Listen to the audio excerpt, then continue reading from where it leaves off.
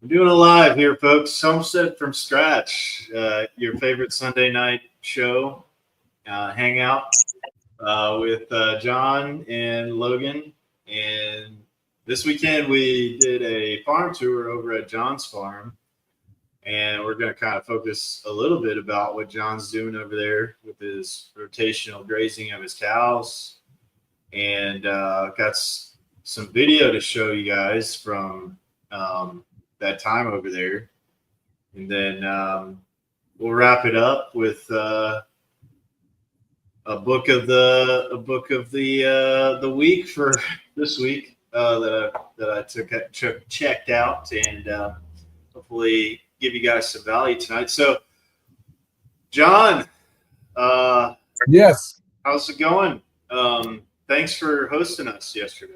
No, it was my pleasure, because I really want to share what I'm doing there with other people, and it's a nice place to come and visit. It's yesterday's weather was fantastic, and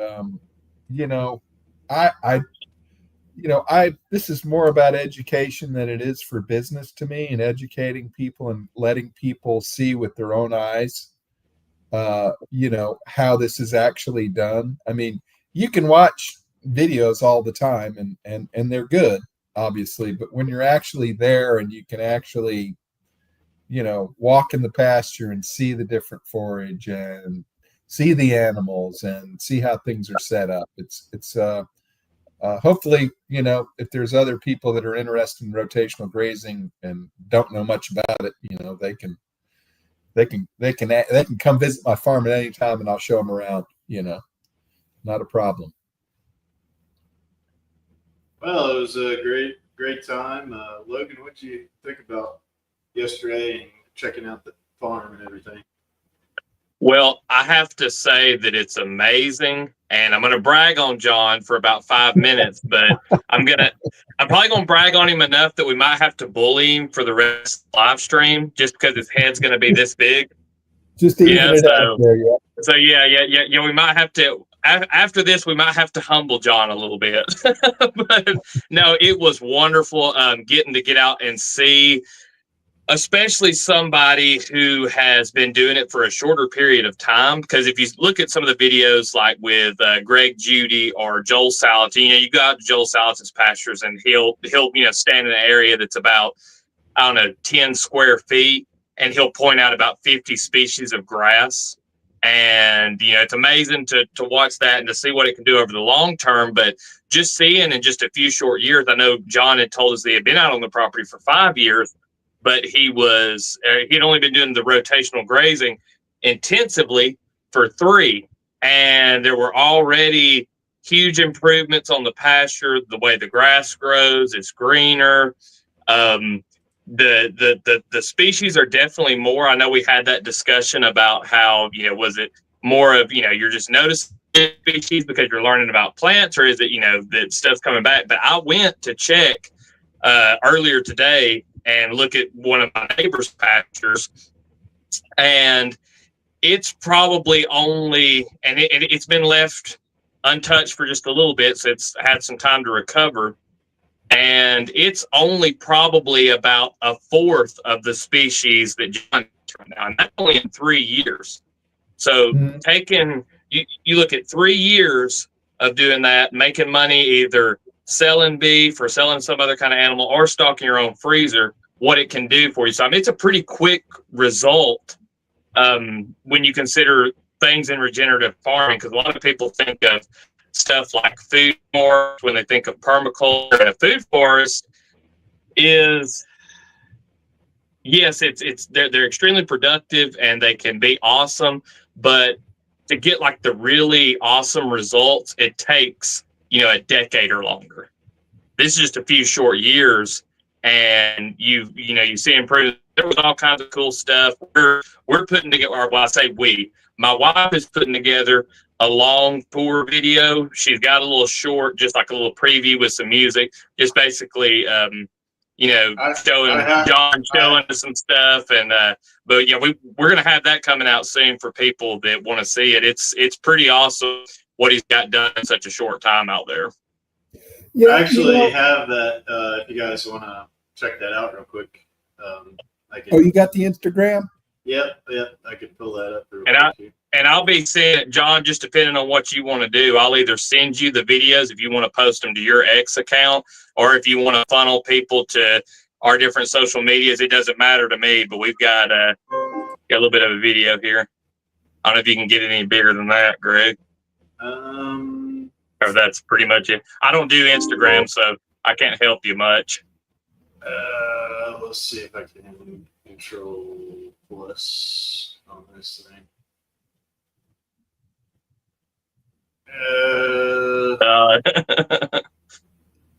I think you're kind of stuck there. Yeah, it looks like it. I could do something like this. There we go.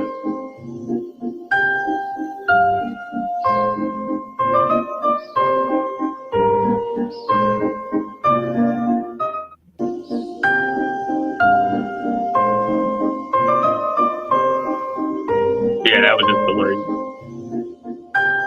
Cool. I forgot I had my tie-dyed shirt on. That makes it all the better. Yep. So yeah, she threw it in the big one, and I told her, I said, can you just throw something together real quick? So we've got at least like a 15-second. I think is it B-roll? Is that what that's called? Yeah. B-roll. Yeah. B-roll. That's really well put together. I like that. Yeah, but and she can do a lot better. We're gonna have some good ones. I'm really excited for my channel because I'm actually gonna have some pretty good quality stuff, and not just me, holding the damn cell phone the whole time. I'm pretty steady. I got a steady hand, but as far as quality and transition and all that stuff, it's like, all right, let me pause it real quick and we'll go over here and look at this. Yeah. Logan, one thing you said that about, having a food forest and permaculture and having a garden and which is, where most people are at, right? Most people don't have the land mass that I do to go into large livestock. But the takeaway from that is, and you hear this from permaculture, although permaculture is all about design, but there's underlying principles there. But really what it is you're just letting nature do what nature does best is what it comes down to. And you're not getting in the way, and you're not disrupting nature. You're just you're disrupting it just enough to making it more productive, like with animals and moving them around. But you're really just letting nature be what it wants to be, which is abundant, which is diverse, which is, in a network with other plants and animals, and when you step out of the way and let nature do what it does, now that's, with some management, right? You don't want your, just completely let your fields go and, in 10 years, it's nothing but small trees growing in it because you haven't kept it up. That's not what I'm talking about. But for the large part, when you get stepping back and letting nature fill in the gaps and bring that diversity back is really what you want to do. Because you were asking me yesterday, so what do you see that's different? And to me, a lot of it was, there was a lot of areas without diversity. Maybe it was only one kind of grass and it was very thin, and the soil's pretty thin on my farm anyway because of where I'm at. But things are just kind of thin in areas, and you can see those areas become much more diverse. Now there's areas that still have a good bit of distance to go, but some of the areas is just, I walked out there today and we walked on the part that was actually bush hogged about 2 or 3 weeks ago, right? And I walked out in the rest of the pasture today, all the way back up to the corral and around the fence area, and that grass is almost chest high. I'm just, I'm slogging through it. It's so heavy. and that definitely was not there 3 or 4 or 5 years ago. I mean, because 4 or 5 years ago, there were cows on it constantly. They were constantly eating it down. There was never a period where the grass got 4 feet high on that farm. Never. The cows always kept it short, which, doesn't sound like a big deal, but allowing some of these plants and forages, especially the legumes and the annual type of things that require reseeding every year. See, like fescue and orchard grass, that's a grass. That's a perennial grass. It comes back every year. The roots stay in the ground as long as it, didn't get, completely flooded or dried out from a drought and it actually died. It will come back year after year. And that's the basis of your pasture. But all those other things, those annual legumes, if they're not allowed to grow to maturity and reseed themselves, at least, obviously not all of them, but, leaving enough for it to go to seed, it reseeds itself and then it spreads and it gets much more diverse. It's really interesting for me to see that. And it's something when you start doing that, they tell you about it, but until you actually see it and experience, it's like, oh, I see why this is being more productive. I didn't have the cows on it and hammer it first thing in the spring, and now it didn't go to seed, and therefore next year I probably won't have as much of that forage as I had this year, and that's really amazing to see to me. I think, because you're asking me, well, what's difference in 3 years? I'm going, what's it going to look like in 10 years? What's it going to be like? Actually, and the goal of that is to obviously increase your carrying capacity so you can have more cows, make more money, whatever. But just seeing that change, I'm looking forward to it.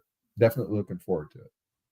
Well, that was something that stood out to me about you talking about how when you allow the different areas of the pasture to grow up and have some rest from the cows, that you're able to let some of those grasses go to seed, and so that it can actually like increase the diversity of the different types of grasses that you have in that pasture, and the clover that you were showing up, and all those different varieties, like about how it actually like it can increase that diversity of plants on the pasture. So that really stood out to me. Because if you just leave the cows on the pasture and never take them off and let it rest, those clovers and legumes are really very high protein sources for them, and they go for them right away, and they'll eat those things right away. And is that what they were doing in this video when they were moving? Yes. And the thing is, pull that up here. The thing is, if you just let those, I have 9 cows and two donkeys. If I just let them, roam wherever they want to on the farm, they would just go to those legumes and just eat those almost, without touching anything else, because that's the good stuff, and you got to see that area now. It looks just like the area they came from. It's just they actually ate most of those. You can see those thistles sticking up there by that one cow. They've pretty much, if they haven't eaten it all the way down, they've shredded all the leaves off of it. It's just a stalk right now, but that's why you keep them confined to a certain area. They'll eat the legumes, but then they'll get around to eating the other grass, and then they can move on to the next area. Yeah, see, they're just eating all of that stuff right there. They liked whatever this was along the line. It's that black medic that was growing along there, and they'll just sit there and eat until they practically bust, and but that's a good thing. You want to see them. Yeah, one cow that keeps jumping around. That's one of the heifers. Oh, the reason why it's a little jumpy, it's got a bad eye.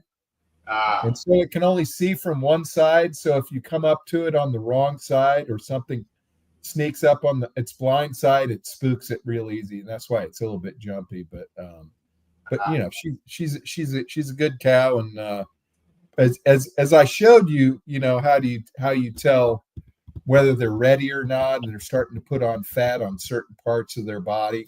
And she's well along her way. By the time October, November rolls around, she'll definitely be prime and ready to go, as well as the other two that I have.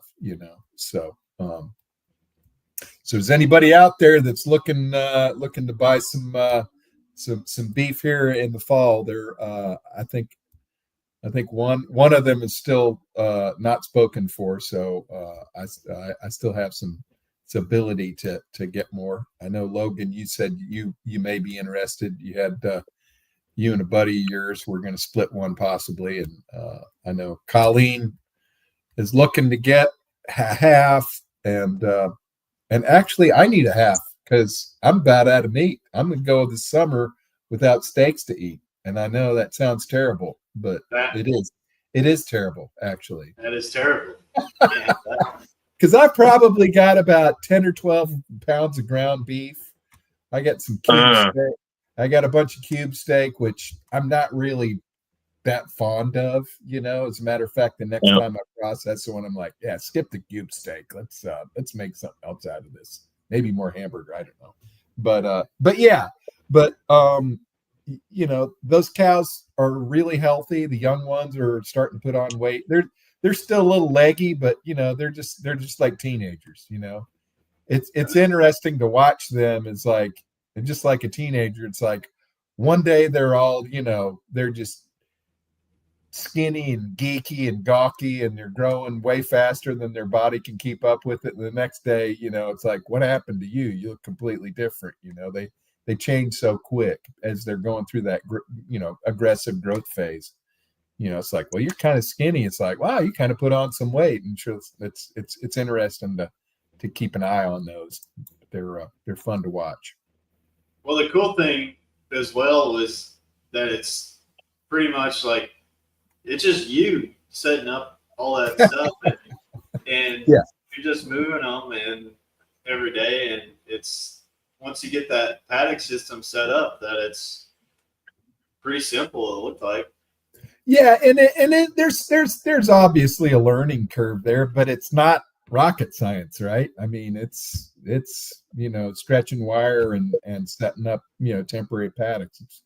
It doesn't take a genius, but you learn little tricks here and there to because as you see, I'm walking the entire farm by myself, and I don't have I can. If I wanted to be lazy, I could drive my truck out there, but that kind of destroys the pasture. And I do sometimes when I need to move large amounts of stuff. But well, John, I think you got one spoken for there. So there you go. I'm in for a half. Let's go. Okay. Well, we'll make that happen. Let's see. Where was that in the comments? Yeah. This is Tyler. From gotcha. the group. So okay. Sorry. Thanks for watching, man. Yeah. Thank you, Tyler. Absolutely. But I forgot what I was saying.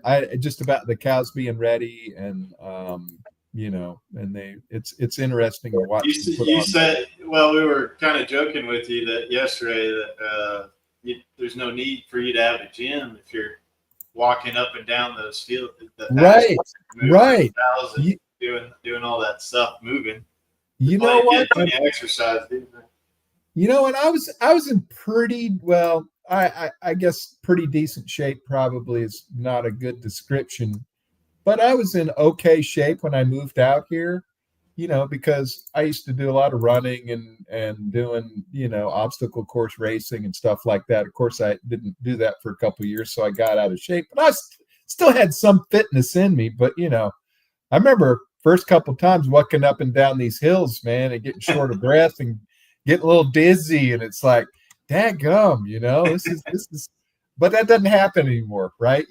And so that is a good measure of how fit you're becoming, and that's a good deal. I know that's not a concern for some people, but it is good exercise. I have to say that. And I got some more today because in where I'm going to be planting I showed you guys where I have my cover crop in there. I finished laying all that down, and so I'll be getting my cattle panels and my T-posts, and I'll be planting some tomatoes this week, hopefully, and some beans, and actually get some production going, and before the 1st of June, hopefully, and we'll get rolling on that. But yeah, it was fun. Although I never got, I apologize, Logan, although you were being the bathroom monitor for your family there. when we were looking at the trees and stuff like that I had planted, and we can always go back and look at those again. But that's you have quite a few. I can't remember how many trees you had planted out there, but it's quite a few out there. Between this year and last year, I probably got 150 trees growing out there, probably. Yeah. And so not all of them are going to make it. Most of them are making it. And as some of those and the ones out in the pasture that got mauled by deer and whatnot, they'll still come back from a sprout in the ground. You just don't, you just go, okay, well, we'll see what happens next year. And yeah, most of them just sprouting out from the bottom, yeah. The good thing about that is they're not that tall, but they're actually working off of a pretty stout root system that the other that it had already developed when it grew tall the first time, and it got cut back, and it grows that much faster even the second time. I don't know if that's your experience, Logan. After you trim some of them back, they're just like, wow.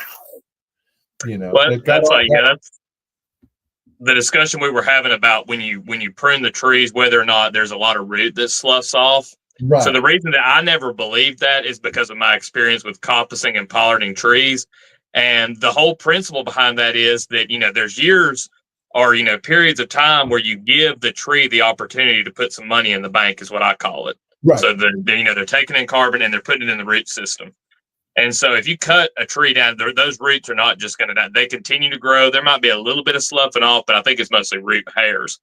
If y'all get a chance, there's a video on my channel. It was recently made, and I think it was about the hybrid poplar. I can't remember the title of it, but I've got some 20-foot, they're either 16 or 20-foot cuttings that I'm holding up in the thumbnail. And those were off of hybrid poplars. And I could show you, if I had a picture of it right now, the hybrid poplar that I pruned back in late winter this time. And that thing is covered. I've been trimming off stuff off of it because I'm wanting to experiment with it a little bit for firewood. But what I'm doing is I'm cutting the branches that are just, crowding everything out and giving it to the sheep. And so I'm getting a little bit of fodder on it, and I'm trying to focus into some, larger branches and see what size firewood, you can get in a couple of years. Because as far as biomass goes and BTUs, poplar will produce more per acre than oak. Now, that doesn't mean that if you have a poplar tree and an oak tree, the poplar tree is going to produce more BTUs. It's not as dense of a wood, not as hot burning. But if you want to just plant the acreage, it's faster and it produces more every year than if you're doing oak. Now, you're going to cut more wood, you're going to burn more wood, but it's a huge producer. So looking at that, yeah. And it depends on how long you let them grow. Really and truly, if you can let them go for a couple of years, those first couple of years at least, it gives them such a huge head start that after that, when you cut them, it's unreal the growth you'll get out of it. Yeah. But and your point about the roots dying back or sloughing off, or what is commonly believed, I guess, because Jeff Lawton himself said it, and if he says it, it's almost like gospel. He's and he could be wrong, but the guy knows so much that people are like, "Hey, this is the food forest guy," and I've heard him say it so many times, but I don't think that it's as true as they tout it to be. Now, because I always have to think back when I either don't understand or disagree with something that's commonly said like that, is I kind of think about it. It's like, so, okay, assuming that when the top of the tree's cut back, that a proportional amount of the roots are going to die off too. But if you think about that, why would a tree do that? What is the evolutionary reason why they would allow its roots to die when survival is the name of the game, right? Mm-hmm. So to me, that just doesn't pass the logic test or the evolutionary, why would a plant do that? Now, there may be a reason why, and I think probably what happens is, like you're saying, Logan, they're probably rearranging how they store energy, and that might change the root mass a little bit, but I don't think Mm-hmm. it's just dying off because you cut a couple branches off. Right. I don't think that's the mechanism that starts that process. I think that's more, and I'm not going to, tell Jeff Lawton what's up because he knows a million times more about this stuff than I'll ever know. But, I that's where I kind of go, unless Mm-hmm. there's some science and some research that shows that, I think that might be kind of a commonly held myth. I mean, and we all Yeah. have them in our own minds. Because that's just the way we absorb information from time to time. If there is any sloughing off going on, my opinion would be that it would happen when the regrowth starts. Because just like a cutting from a tree, I'll take some really large cuttings and plant them. I've got some that are about yay big around and 8 foot long that I planted that are growing right now. And that tree, if it has a root system and you prune it back, in order to get started for that spring to push out those leaves and push out those branches, of course, photosynthesis is going to start real soon. Like as soon as they get some green leaves out, that's going. But to just get that very initial, like we got to get the shoots out, which on a lot of these trees, the stems are photosynthetic. But, getting that out, to begin with, I think we would have a little bit of slough off of roots because it's taking energy, or at least a little bit of shrinking of roots, taking some water out of them. And some of they may sacrifice some of their, outer roots to be able to do that. And that's why I'm thinking that would make more sense than like, oh, I pruned it, now this part of the root's going to die. Right. And because it is, I mean, the reason that coppicing trees and pollarding trees works is because of the root system. Right. And they have to have that money in the bank to be able to do what they do and, get the startup. As soon as the startup's done, everything's happened with photosynthesis. So I don't, worry about that too much. But yeah, I'm not out there pruning thinking like, oh yeah, I'm putting more carbon into the soil. Right. I mean, you guys, sorry, go ahead, John. No, it may be carbon, but it's not coming from dead roots. Right. It's probably pushing energy from the remaining leaves down into the soil and down into the root base and through exudates and stuff like that. That makes sense. But yeah, just to die off because a couple branches got knocked down in a storm or got pruned off, that to me doesn't make quite as much sense. But yeah. So along these lines, have you guys checked out William Bond's, the permaculture consultant content? Mm-mm. Have you guys seen his stuff yet? I'm not. Along these lines, like if you guys are wondering, like what the heck are these guys talking about with exudates and exawhat's, go check out the permaculture consultant's YouTube. He does a video here. These 4 microbes can fix every problem on your farm and garden. And he goes into this stuff about what you want to look for as far as the biology in the soil and building up that soil food web in the ground. Because, in this video, he talks a lot about anaerobic. If your soil is anaerobic, you're going to see a lot of disease happening versus aerobic, where it's going to combat a lot of the diseases and things because you have the right kind of bacteria, which supports all the other microbiological food web that's happening in the soil. So Right. really good video. I saw this earlier today, and cool channel to check out if you haven't seen his content yet. You know, one of the things that, you know, when we're talking about cover crops, especially the ryegrass that I planted last fall, that's been in the ground and the roots have been in the ground, people go, well, in the wintertime, all the micro biology, goes dormant or isn't as active. That's true to a point, but there are so many different species and varieties of in the microbiome, and all of the different bacteria and species in the ground.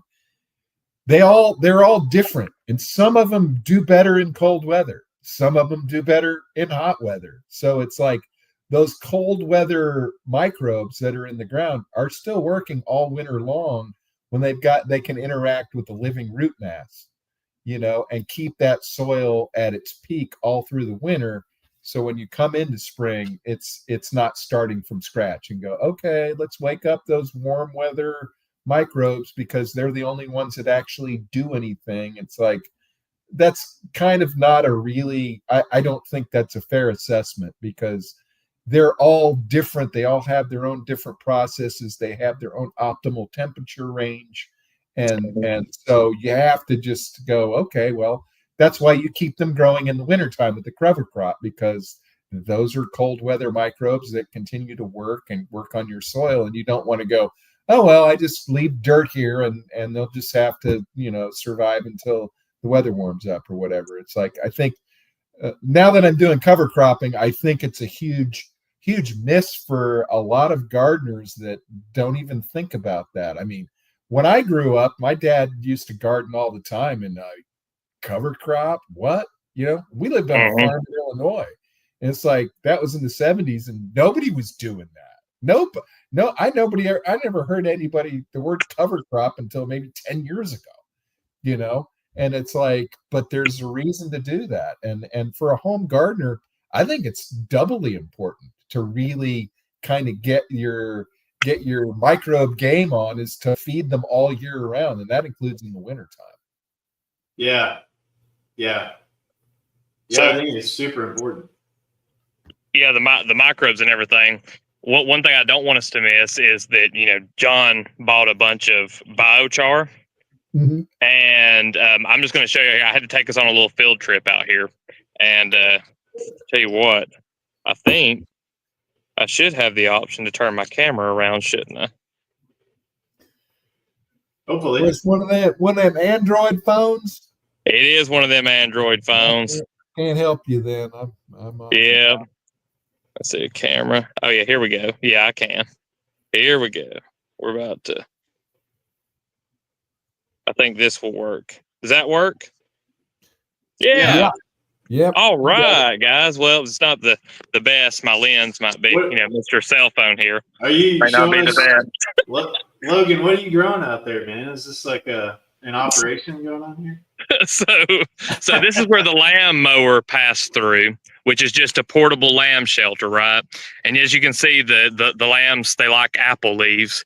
And so this is just kind of an apple that hasn't been pruned, more like a Sepp Holzer style. It's got some apples on it this year. We're going to see what it does. But, they're looking decent. They got a lot of bugs on them or anything. Yeah. This is actually, let's see, what variety is this?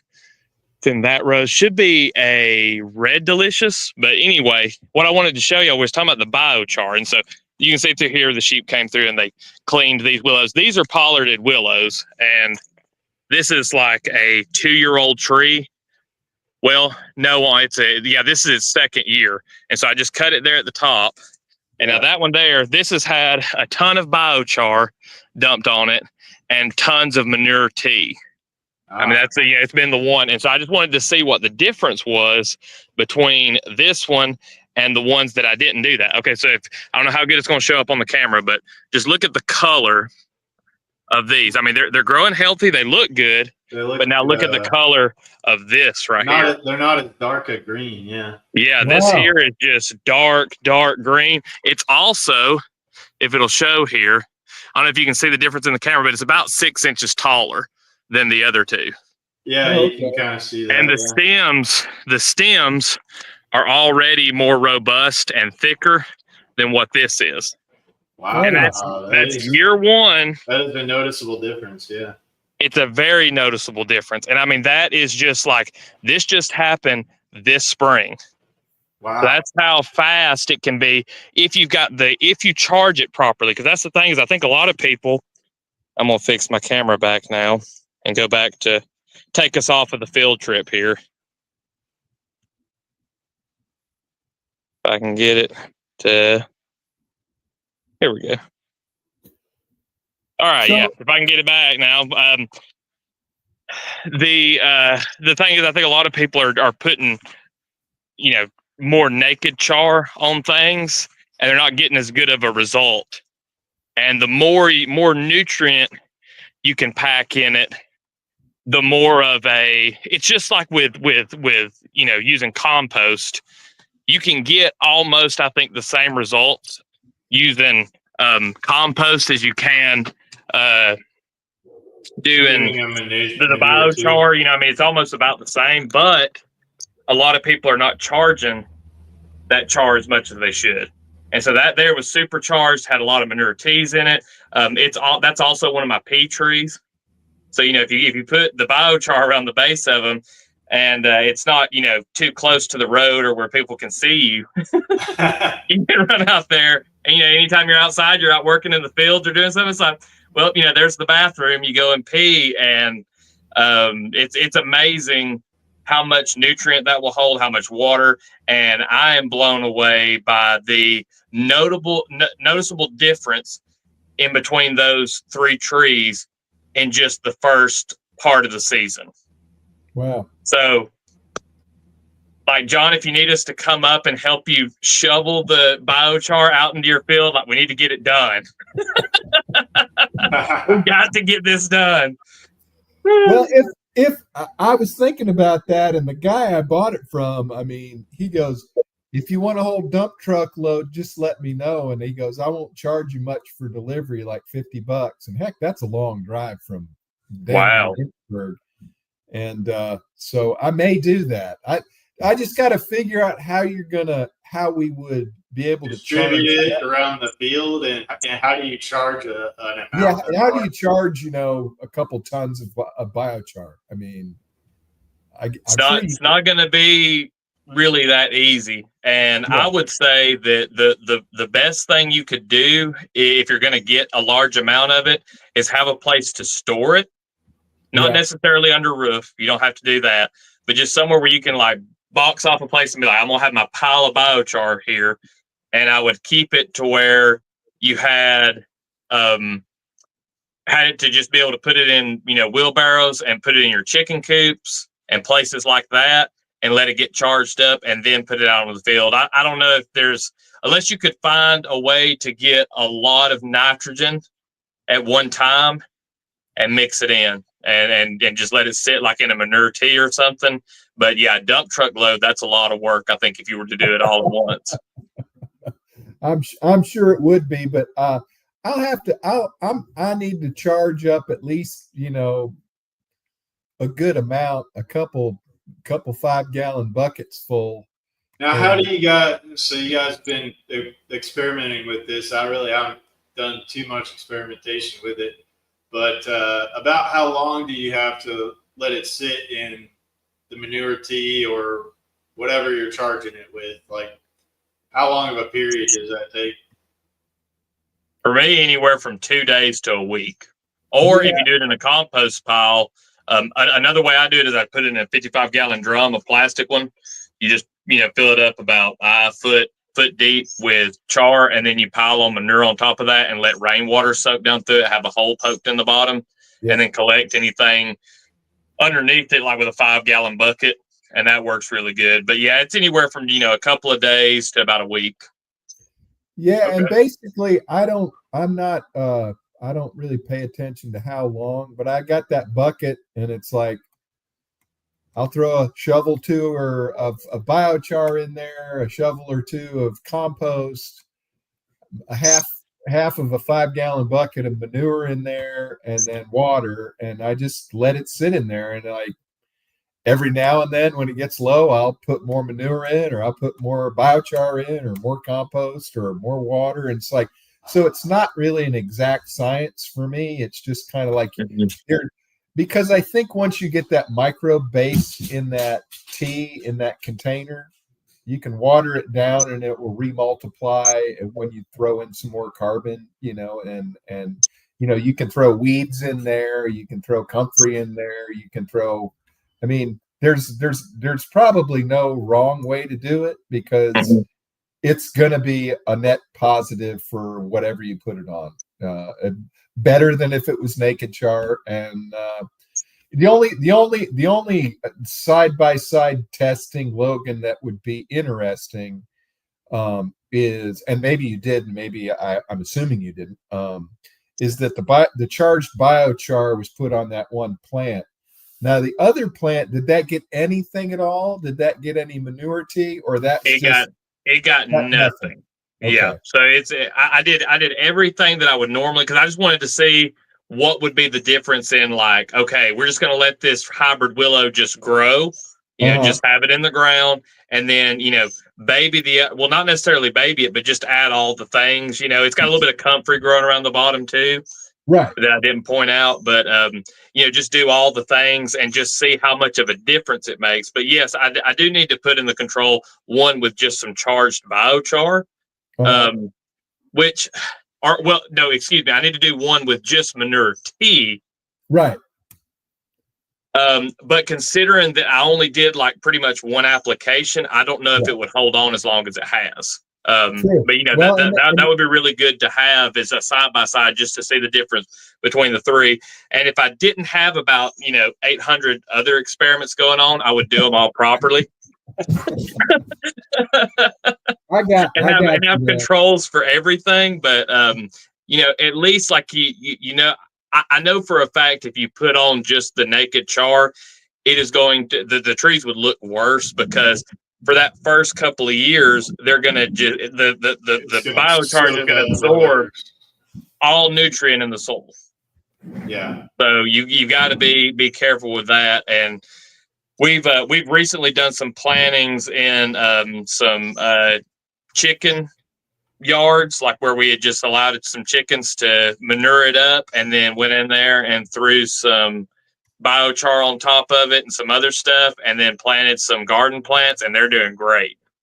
And so, I mean, we've been doing experiments like that. And I mean, the thing is that the amount of time that it takes to do the manure tea and the biochar, because you got to charge it anyway. I would say that you're probably better off just doing it, even if you could get the results from the manure tea, because it's not going to hold on to it for long. Right. Right. And so that's just my speculation. I mean, I guess it's not true until it's actually proven, but it's obvious between the two trees that there is a significant difference. Right. Right. And the thing I was wondering is, now I forgot.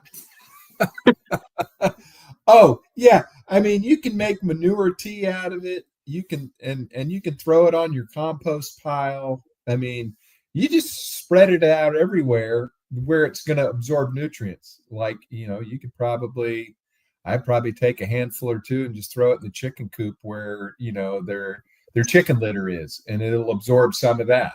And then when you clean that out, and put it in the compost pile, it's ready to go. I mean, the chicken manure is going to have to break down a little bit more, but the biochar's already got a head start, and it's already soaked up some nutrients and is ready to become world class. So, and that's interesting, Logan. When and maybe I know we're all busy, But we probably, me, you, and Greg probably ought to do a little field trip to that guy's place where he makes the biochar and talk. The dude, he's probably the only person that can out-talk me and you, Logan, when it comes to talking about stuff like this. That guy had me. I was wanting to leave and go back to Pulaski, and he just like kept talking and talking. Let me show you this over here, and he's just a real nice guy, older guy. You know, he's a cattle guy, and I wonder, does he feed that to any of his cattle, the biochar? He spreads it on his pastures, but see, that's just it. He doesn't. I don't think he charges it though, and that's what I'd like.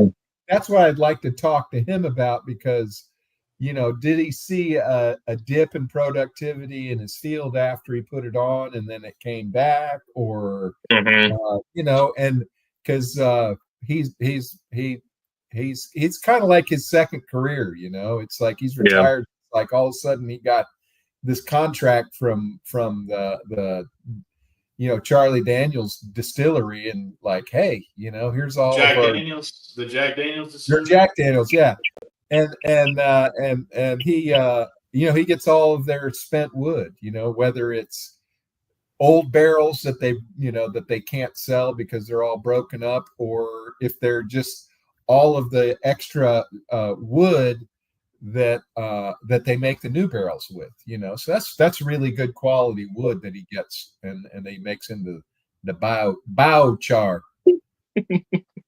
Yeah, that's good stuff. Like, I'd like to see how, you know, he's cooking all the wood and his setup and everything. He's got a big old screening machine. He can screen tons of it. You know, it's like, you know, an industrial screening system, like you screen gravel with or whatever. You know, it's a big old huge piece of equipment that probably costs more than my house cost.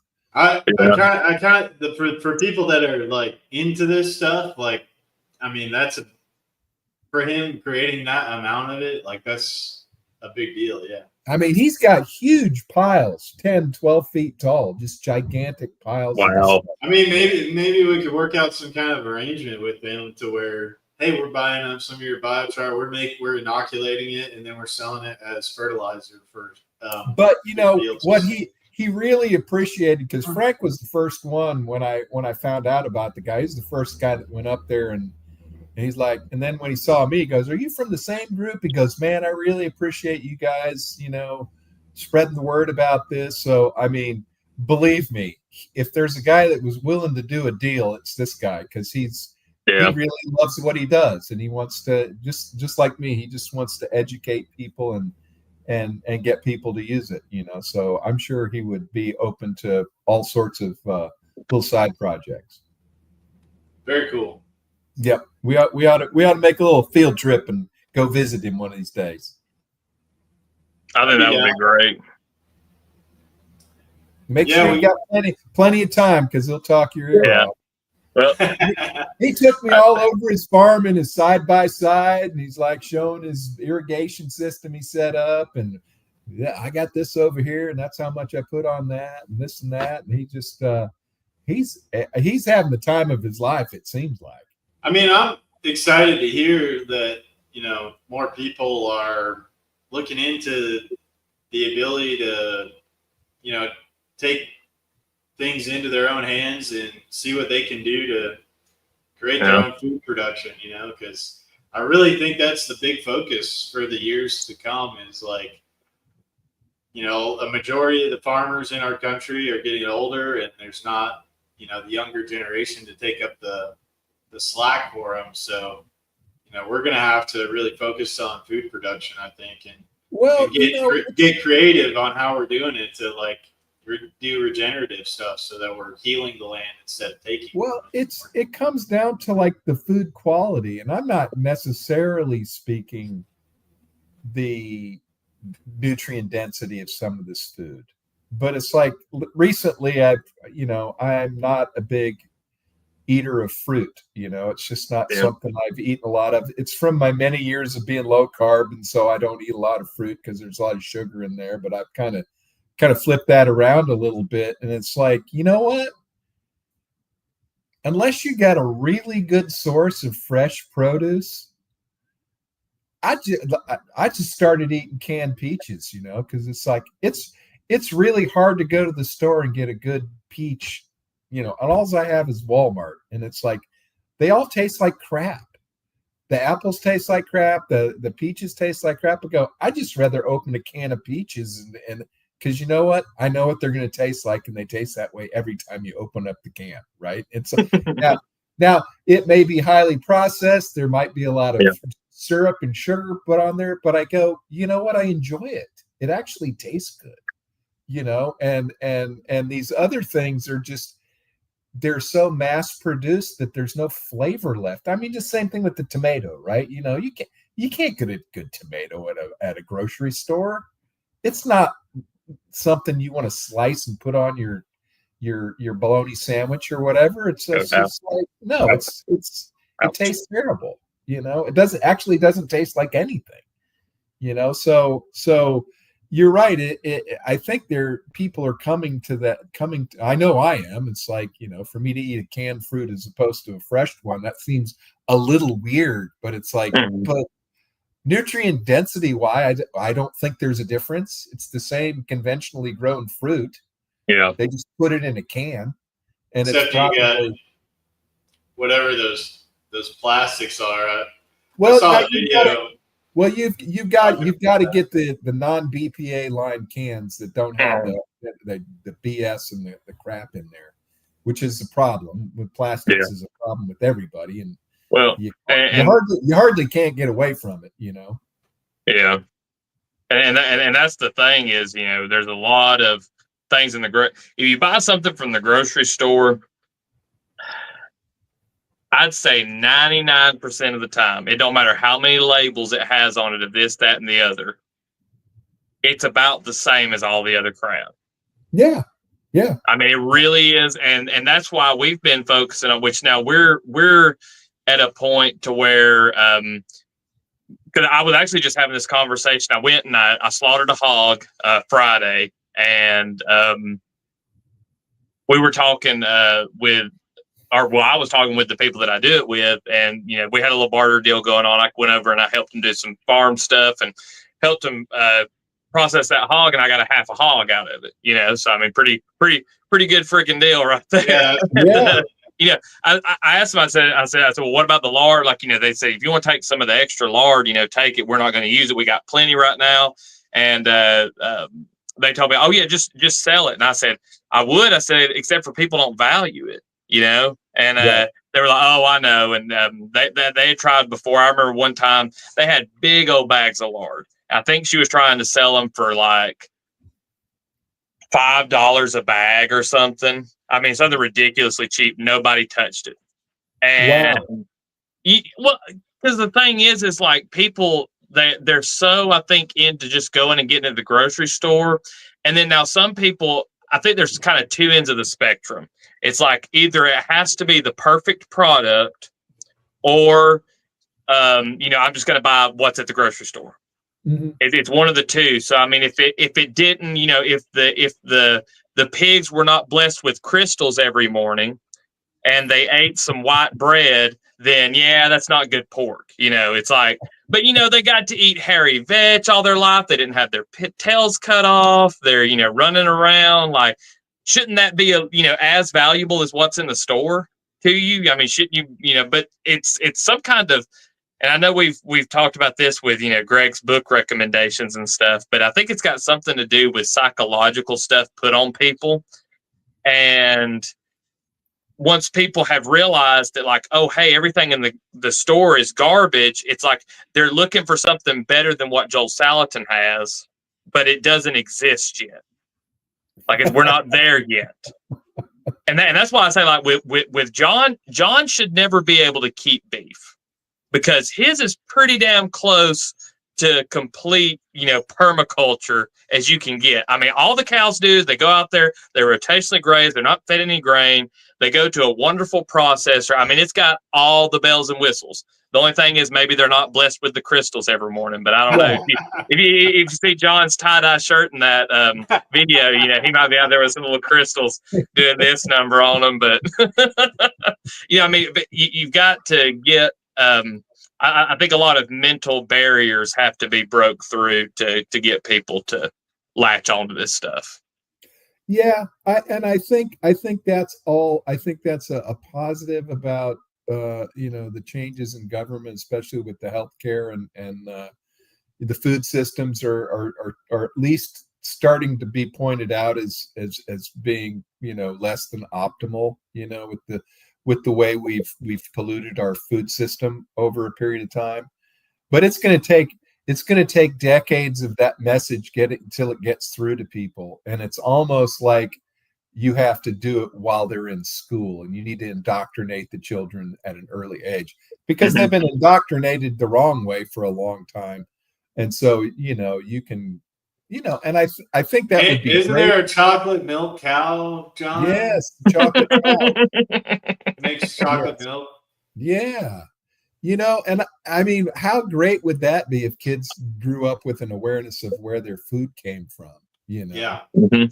And, you know, and they didn't live on a farm, you know, and they lived in the suburbs, and, you know, mom and dad go to Walmart or Kroger or wherever they buy their groceries and, you know, get some sort of, that's all, I mean, short of making it mandatory in education, you know, I wouldn't be opposed to that, you know, but, you know, just say, hey, this is where your food comes from, and this is, you know, this is good food. This is not as good a food, you know. I know you want your Cheetos, and those taste really good, but, you know. I can't think of the guy's name. He's an ex-basketball player, big old jacked black dude. He's probably like in his 60s, I guess now, or 70s. But Kelly, what is his name? I think he's somewhere in New York, and he's got like a little 3-acre farm, and it's in the inner city. And he has done wonders. Golly, the guy's name's on the tip of my tongue, but he has like an aquaponics system and everything. Super knowledgeable guy, doing wonders for what you're talking about, like getting children in there and saying, like, look, this plant, this is where a tomato comes from. And, like, you know, fish, you know, they're not in the shape of fish sticks. It's actually this animal that's in this little pond here. You know, I mean, he's going through and letting kids, and they take all this food waste in. He's kind of doing the Billy Bond type of thing. I think Billy Bond might have been inspired by this dude, and it drives me nuts that I cannot think of the guy's name. But he's super awesome, got a really awesome operation up there. And, you know, the food waste deal, some people would be like, oh, but that's conventional food. And it's like, well, had you rather we do nothing? Had you rather we just sit down and not do anything? It's like, this guy's getting food that's affordable out to inner city kids and teaching them where it comes from. Like, let's quit throwing the baby out with the bathwater. So to go along the lines of what we're talking about here, I've got this book recommendation for this week. It's called The Story of Nowhere. It's written by this author, Daniel McCarthy. But very much it goes into the idea that our society is structured through the indoctrination of its citizens to go and kind of be obedient, going back to Plato's The Republic. And Plato and the Republic came up with this idea that there would be a philosopher king, and then his priest class below him that would control the knowledge and kind of feed the knowledge to the citizenry so that they would have a uniform society. And we also talked a little bit about how fiction can talk a little bit about how these things are laid out as well. So in this book, it talks about one of the early works of utopian fiction was Sir Francis Bacon. He wrote a book called The New Atlantis. And he presented a vision for the new world, a rational world order that would emanate from the Americas. In The New Atlantis, Bacon presented his own ideal civilization, a future scientific dictatorship secretly run by a class of technical experts. So you would have scientific, technical experts in the background ordering society.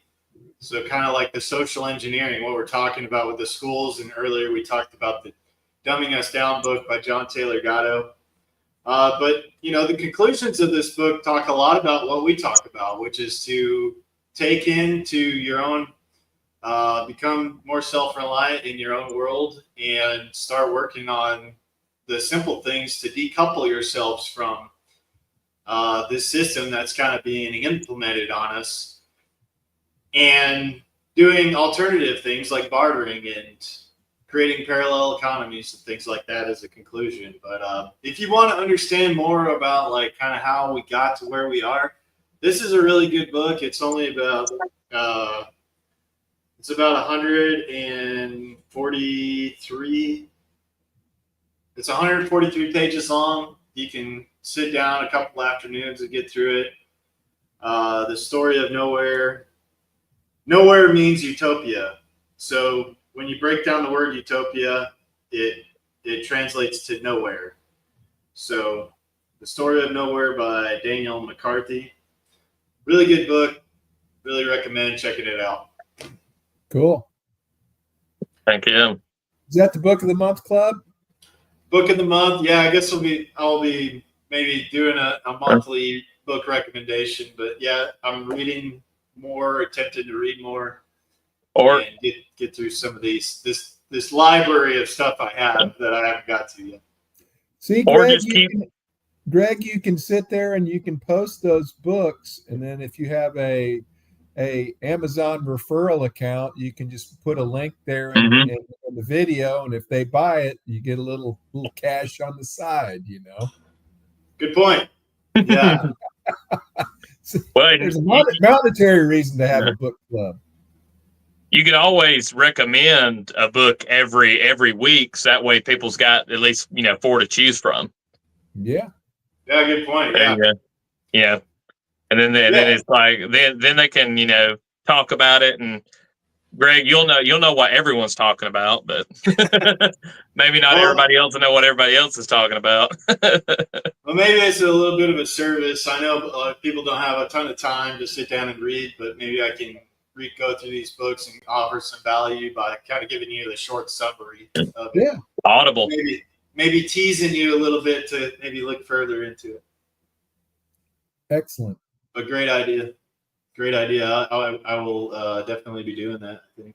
I'm sure Jack makes a ton of money off of his referrals, man. Yeah. Doing all the affiliate links. He posts something every day with the referral link on it, Mm-hmm. Mm-hmm. And that's easy money for him. I mean, and he has a big audience, obviously, so that helps a lot. Mm-hmm. Hey, we got Tyler. Yeah. Yeah. We got Tyler. We got Tyler on our side. Probably a couple other. Yeah, there's a few other watching. Well, thank you guys for watching, and we appreciate you guys coming to check us out. Let's wrap it up here. You guys want to tell everybody where they can find you, where they can follow you? Yeah, you can follow me at Soul Survivor 78 on X, and you can send me a DM there if you want to get in contact with me. That's the best way to do it. All right, Logan. All right, Hideaway Homestead on YouTube, or hideawayhomestead@gmail.com. Sweet, and you got a new Instagram up here too? Yeah, I do. Oh yeah, thank you for mentioning that. That I wish I could take credit for that, but it looks far too good for me to have done it. But yeah, you can follow us on Instagram.